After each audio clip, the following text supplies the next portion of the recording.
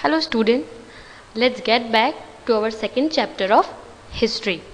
इसकी फर्स्ट वाले पार्ट में हमने देखा था कि कैसे नए नए किंगडम्स की राइज हुई. हमने 3 डिस्कस किए थे, राष्ट्रकूट्स, गुर्जर प्रतिहार्स और पालास. कैसे इन्होंने कन्नौज के लिए स्ट्रगल किए सेंचुरीज तक, ये सब हम देख चुके थे. Now as a case study हम एक डायनेस्टी को पढ़ रहे हैं, that is Cholas of south.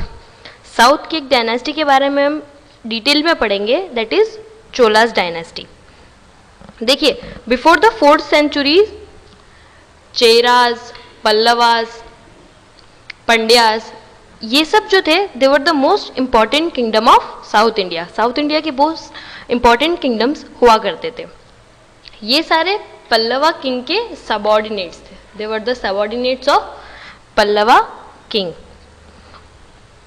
वैसे ही जो मुथरैयर थे, Mutharaiyar held power in the Kaveri delta. Kaveri delta में इनका पावर चलता था.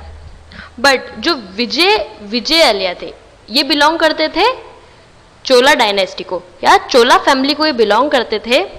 इन्होंने टेक ओवर कर लिया वो डेटा, जो कावेरी डेटा मुथरैयर के अंडर में था, वो इन्होंने कॉन्कोर कर लिया. इन्होंने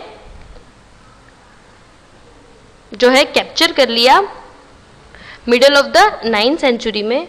और इन्होंने कहा नए नए टाउन्स बनाए, जैसे कि तंजावुर, और गॉडेस के टेम्पल भी बनाए. इनके जो सक्सेसर थे, विजयालय के जो सक्सेसर थे, उन्होंने बहुत ही अच्छे से नाइबरहुड के जितने भी रीजन थे उनको कॉन्कर किया, और इनके जो किंगडम है वो साइज में बढ़ता रहा. The kingdom grow in size and power. Now the Raja was the most powerful king of most powerful ruler of the Chola dynasty. जो राजा थे ये मोस्ट पावरफुल रूलर थे चोला डायनेस्टी के. इन्होंने चालुक्य, पंड्या, चेराज और वेंगिस, इन सबको डिफिएट किया था, इन सबको हराया था. और ये ही control the island of the sea. Islands को कंट्रोल करते थे, जैसे कि लक्षद्वीप, मालदीव्स. इन्होंने भी कई ब्यूटीफुल टेम्पल कंस्ट्रक्ट किए, जैसे कि बृहदेश्वर टेम्पल, जो कि डेडिकेटेड टू लॉर्ड शिव. वैसे ही जो राजा के बेटे थे राजेंद्र फर्स्ट, वो भी इनकी पॉलिसी को फॉलो करते थे, इनके अकॉर्डिंग ही वो काम करते थे. इन्होंने भी कई टेम्पल्स बिल्ड किए. He assume the title of Gangaikonda. Gangaikonda का टाइटल भी इन्हें मिला. And then he founded a new capital. उन्होंने नई कैपिटल की, जिसको कहते हैं गनकोइदा चोलापुरम. नई कैपिटल का इन्होंने फॉर्मेशन किया, गनकईकोंड चोलापुरम. नाउ अब हम बात करते हैं कि जो चोला डायनेस्टी थी, उसके क्या क्या अलग अलग फीचर्स थे, उनका एडमिनिस्ट्रेशन कैसा था, उनका आर्किटेक्चरल फीचर्स क्या क्या थे, इन सब के बारे में हम बात करेंगे. फर्स्ट आते हैं टेम्पल्स पे. द चोलास, ये जो थे, they were the big patrons of art and architecture. इन्होंने बहुत अच्छा कंट्रीब्यूशन किया इस फील्ड में. बहुत सारे the big temples of Thanjavur, Gangaikonda Cholapuram, ये सारे बनाए राजा और उनके बेटे राजेंद्र ने, जो कि बहुत आर्किटेक्चर और स्कल्पचर मार्वल्स थे. अब इनके क्या क्या फीचर्स होते थे, टेम्पल किस टाइप के होते थे. फर्स्ट ऑफ ऑल वो ड्रेविडियन स्टाइल के होते थे, यानी कि साउथ इंडियन स्टाइल्स में वो टेम्पल जो थे वो बनाए जाते थे. वो टेम्पल्स ड्रेविडियन स्टाइल में बनते थे. नेक्स्ट फीचर क्या था, चीफ फीचर इज विमान और टावर. इनकी चीफ फीचर थी कि इस टाइप के फॉर्मेशन में, ऐसे टावर टाइप्स के फॉर्मेशन में ये टेम्पल्स जो थे वो बनते थे. नेक्स्ट इज गोपुराम, जिसे कि हम कहते हैं गेटवे. जो गेटवेज होते थे, मतलब जो एंट्रेंस हुआ करती थी इन टेम्पल्स की, वो रिचली ऑर्नामेंटेड. इनको बहुत ही अच्छे तरीके से जेवरों से इनको सजाया जाता था, इनको बहुत अच्छे से सजाया जाता था. ये कुछ फीचर्स थे उनके टेम्पल्स के, कि टेम्पल किस टाइप से बने हुए होते थे. किस स्टाइल में ये टेम्पल्स बने हुए होते थे। अब इनकी जो सभाएं होती थी वो टेम्पल के हॉल में, जिसे हम कहते हैं मंडप में, वहाँ सभाएं होती थी, मीटिंग्स हुआ करती थी। Many cultural activities like music and dance also prospered in the temples. बहुत सारी कल्चरल एक्टिविटीज जैसे डांस और म्यूजिक भी टेम्पल्स में ही होती थी। जैसा कि हम आज भी जानते हैं भरतनाट्यम, साउथ इंडियन का मोस्ट पॉपुलर डांस है, हम आज भी जानते हैं भरतनाट्यम, यह भी यहीं ओरिजिनेट हुआ है। इसके अलावा यहाँ के जो among the craft associated with the temples, the making of bronze image was the most distinctive. जो ब्रॉन्ज इमेज बनते थे वो मोस्ट डिस्टिंक्टिव थे। इनमें भी मोस्ट रिनोट कौन सा ब्रॉन्ज इमेज है? जो नटराजा, तो पीरियड अर्थोस ऑफ नटराजा और द डांसिंग शिवा के जो ब्रॉन्ज इमेज है वो मोस्ट रिनोट है।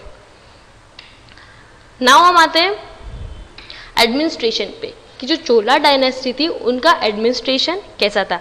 देखिए बहुत ही ऑर्गेनाइज्ड और एफिशिएंट इनका एडमिनिस्ट्रेशन हुआ करता था। जो किंग थे, the king was the head, इनका हेड एडमिनिस्ट्रेशन के कौन हुआ करते थे? जो किंग। बट ये जो थे वो help of the council of minister के हेल्प से रूल किया करते थे। हेड, जो किंग हेड होते थे वो अलग अलग काउंसिल मिनिस्टर्स की हेल्प लेके रूल किया करते थे। चोला एम्पायर को अलग अलग डिवाइड किया हुआ था, जैसे कि मंडलम स्टेट्स, वलांदू जिसे हम कहते हैं डिस्ट्रिक्ट्स, एंड नाडूज जिसे कहा जाता है विलेज या स्मॉलेस्ट यूनिट, विलेजेस। आज भी हम लोग ऐसे ही डिवाइडेड हैं, जैसे कि स्टेट राजस्थान, डिस्ट्रिक्ट हो गया हमारा बांसवाड़ा, और बांसवाड़ा के विलेजेस हो गए आसपास की नियर बाय लाइक कुशलगढ़, है ना। इसी तरह से चोला डायनेस्टी को भी डिवाइड किया गया था मंडलम्स, वलांदू और नाडूज में। द नेक्स्ट इज जो सभाएं होती थी वो किस टाइप की थी। देखिए, और ये जो सभा थी वो कॉमन विलेजर की थी, कॉमन विलेज असेंबली। जो कॉमन विलेजर होते थे उनकी सभा जो थी वो लर्नड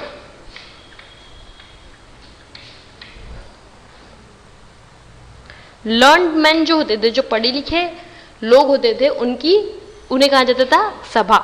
और नागराम,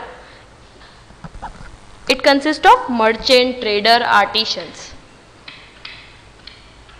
मर्चेंट, ट्रेडर्स एक्सेट्रा। ये था इनका एडमिनिस्ट्रेशन सिस्टम।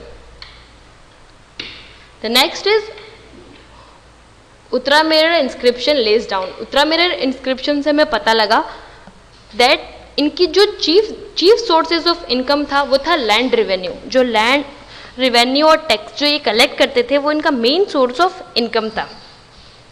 इरिगेशन को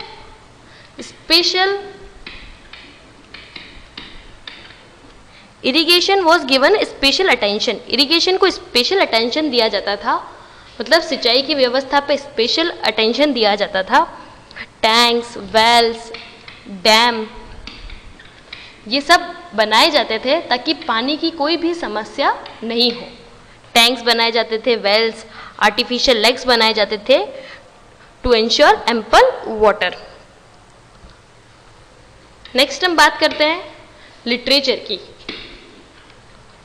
कि लिटरेचर देखिए language also progress significantly under the Cholas. Language में भी काफ़ी प्रोग्रेस हुई ड्यूरिंग चोला डायनेस्टी।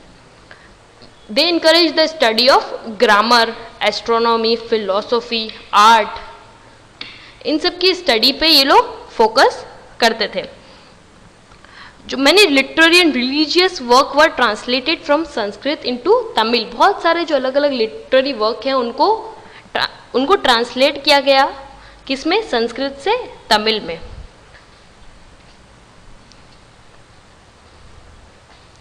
जो कंबान थे उन्होंने रामायण को भी तमिल में लिखा। The Chola ruler used both Tamil and Sanskrit in their official work. जो चोला रूलर थे वो दोनों ही Tamil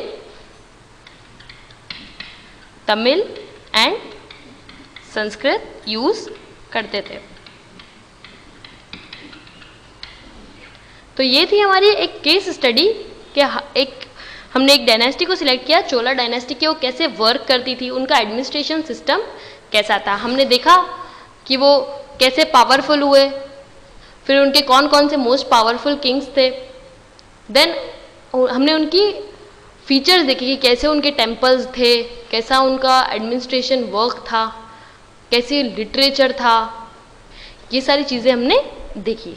okay, that was all about your second chapter.